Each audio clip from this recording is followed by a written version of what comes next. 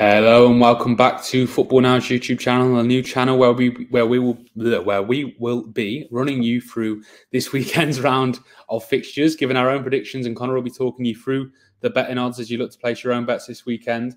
As you can see from the title, this game will focus on West Ham's home match against Sheffield United on Saturday, I think at 3 o'clock, at the London Stadium. Before I get into that and Connor runs you through the odds, I just want to remind everyone of an ongoing competition we've got going on here at Football Now.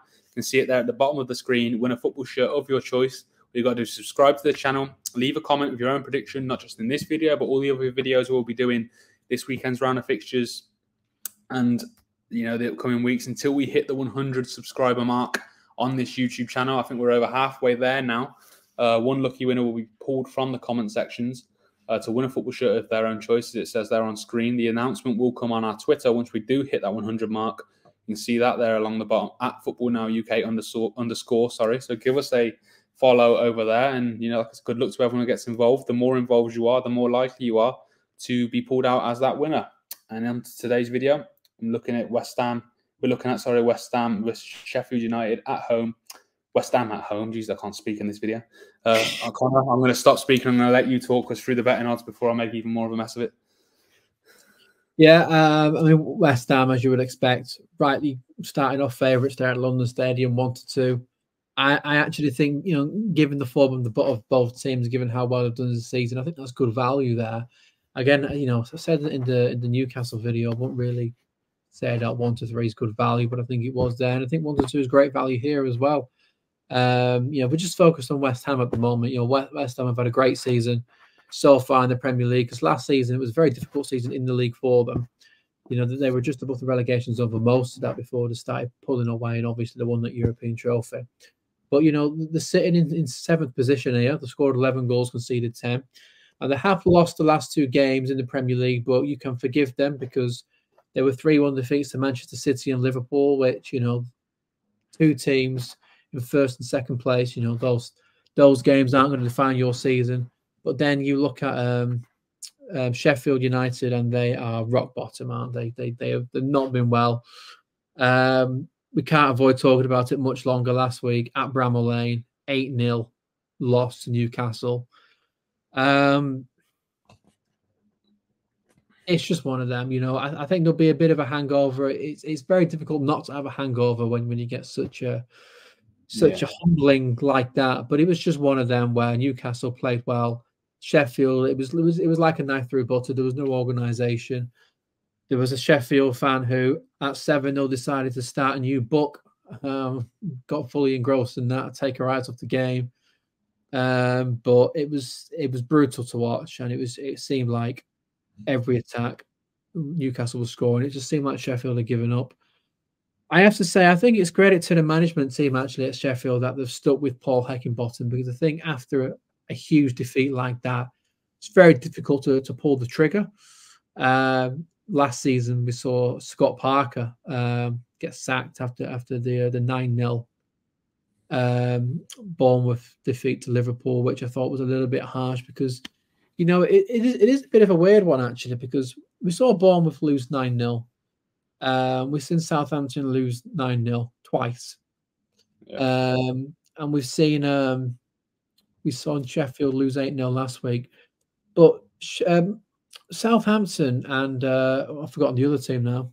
It was the other team like Bournemouth. They actually did okay after that drumming. And I guess it's one of those things when you're at the bottom and you hit rock bottom and 8-0, you can't really get much lower than that. There's only one way to go. And so I don't think it's going to be a situation where there's so much of a hangover that this is going to be another route 4 or 5-0. Because I do think there's going to be a bit of a response, and I do think that actually, for the management to stick with Paul Heckingbottom after that shows quite a lot of mental strength, because it's very easy just to pull the trigger there.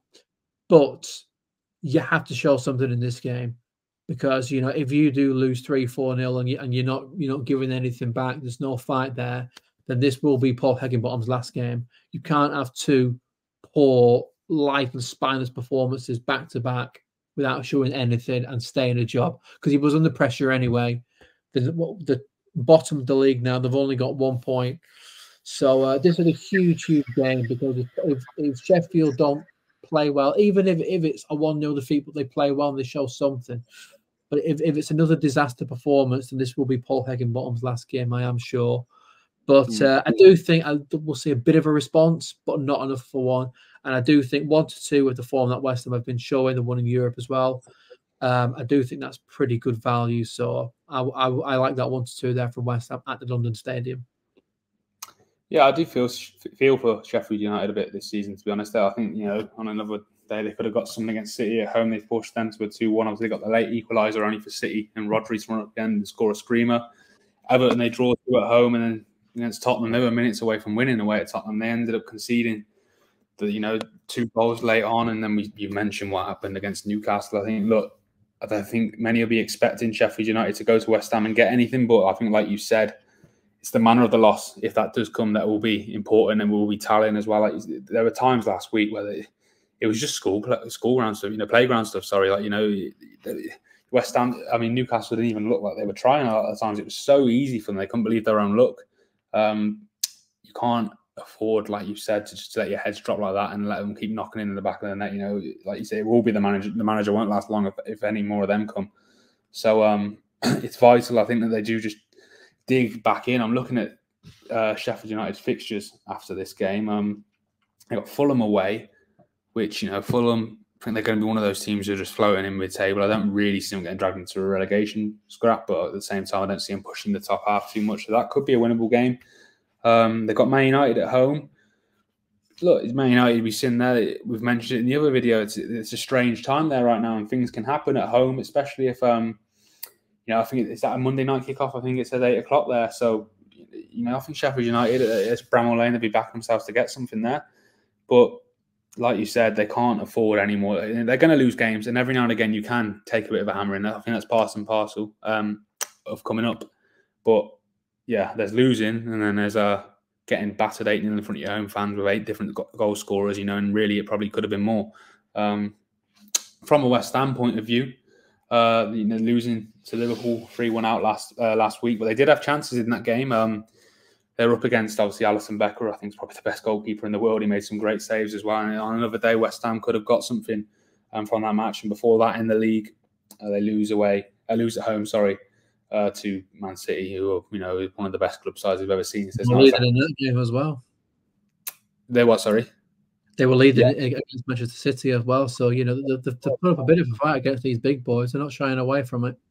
Exactly, yeah, exactly. And, like you mentioned, their form in the league, at least last season. I think it's easy to forget how much they struggled in the league because of the way the season ended with the Conference League win. But they look a different side in that respect this year now. I think their reinvestment after losing Declan Rice, James Ward-Prowse, Kudus, he got his first goal, didn't he, recently? Was it in the Europa League? He got his first. Yeah, it was, And obviously Edson Alvarez as well as came in, and they seem to be flying. Ward-Prowse has hit the ground running. Yeah, so I don't think you can look too far away from a West Ham win this weekend. Connor, do you want to give your prediction first of all? I think the odds will be coming back up on screen now. Yeah, I mean, unfortunately for Sheffield fans, they aren't going to be able to avoid the 8-0 talk leading up to this fixture because it was a big thing. It don't happen often, and it is going to be mentioned an awful lot. I think the only thing I will say for Sheffield is that obviously very recently they did lose their midfielder, Matty Cusack, who unfortunately passed away, and that something so devastating like that obviously does cause a huge disruption to preparations, and it is difficult to focus on football when something like that happens. So I think sort of leading up to that game, the Newcastle match was almost a secondary thing in their mind because they had far bigger things to focus on then. So I think that did play a factor in that. So I do expect Sheffield to bounce back with a bit of performance here. Unfortunately, they go into the London Stadium against a very difficult West Ham side at the moment. It's not an ideal fixture to try and bounce back with. So I do think it'll be difficult for West Ham because prior to that 8-0, Sheffield were making it difficult for every team. They hadn't lost by more than a 1-goal margin before that. So I do think it'll be a close one, but I think West Ham are going to nick it. I am going to say 2-1. I do think Sheffield are going to make it close again, like they have been doing at the start of the season. So 2-1, West Ham. Yeah, I agree. I think it's going to be tighter, but can't look away from the home win. I'm going to go 3-1 at home to West Ham. Yeah, back them to get a few. I think Sheffield will bag a goal, like I say, but yeah, I think West Ham will be too much. You can see we've got our own head-to-head predictor going on throughout the season from the last couple of weeks. I'm currently leading. Connor's looking to claw back that lead this weekend. Get involved yourself. You know, you can always tally your own score against ours and see how you get on. Let us know how you get on. That concludes our preview of West Ham versus Sheffield United at 3 o'clock, I think it is, on Saturday at London Stadium. Before we end the video, again, just a reminder of what I said at the top of this video. The ongoing competition we've got here at Football Now. You can see it on the screen there. Win a football shirt of your own choice. Just subscribe to the channel and leave a comment. Once we hit 100 subscribers on this channel, we will be giving away a football shirt of a winner's choice. That winner will be pulled from the comment sections, not just this video, but all the other videos that we will be doing up until the point we hit 100 subscribers. Follow us on Twitter now as well, at @FootballNowUK_. That's where the announcement will be made once we do hit that 100 mark. Good luck to everyone who gets involved. Like I said, the more you comment, the more you get involved, the more likely you are to be pulled out as the winner. So like I said, let us know your own score predictions for this and all the other games. And when that announcement comes, you'll be the first to know over on our Twitter. So get involved there. Our next video, which we will be filming shortly, will be Wolves at home to Man City, the champions, final 3 o'clock game on Saturday. We'll see you over there.